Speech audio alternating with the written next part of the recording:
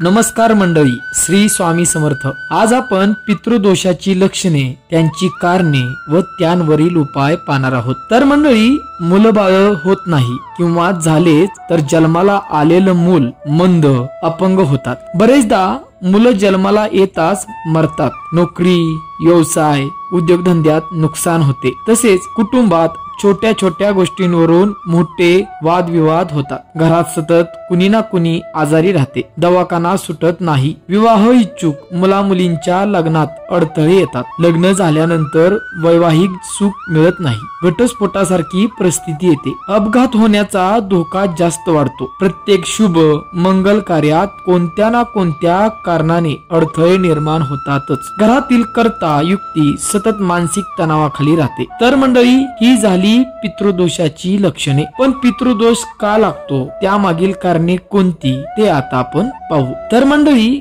घरातील एखाद्या युक्तीच्या मृत्यूनंतर त्याचे अंतिम संस्कार व्यवस्थित न झाल्यास किंवा अकाल मृत्यू आल्यास कुटुंबाला पितृदोष लागतो। तर हा पितृदोष पिढ्यानपिढ्या चालूच राहतो। तर मंडळी, हा पितृदोष घालवण्यासाठी कोणते उपाय करावे ते आपण आता पाहू। पितरांचे फोटो घरात दक्षिण भिंतीवर लावावेत। त्यांना रोज फुलांचा हार घालून स्मरण करावे। पिंपळाला जल, फुले, तांदूळ, दूध, गंगाजल आणि काळे तीळ अर्पण करून पितरांना मोक्ष मिळावा म्हणून प्रार्थना करावी। दर अमावस्येला व पितृपक्षातील 14 दिवस संध्याकाळी घराच्या दक्षिणेला पितरांचे स्मरण करीत तेलाचा दिवा लावावा असे सांगितले जाते। गरीब मुलींचे विवाह लावणे किंवा त्यांच्या लग्नात मदत करणे हा पितृदोष दूर करण्याचा प्रभावी उपाय आहे। पूर्वजांच्या मृत्यूच्या स्थितीला ब्राह्मणांना जीव घालावं, तसेच सत्पात्री दान करावं। तर मंडळी, पितृदोषाची लक्षणे,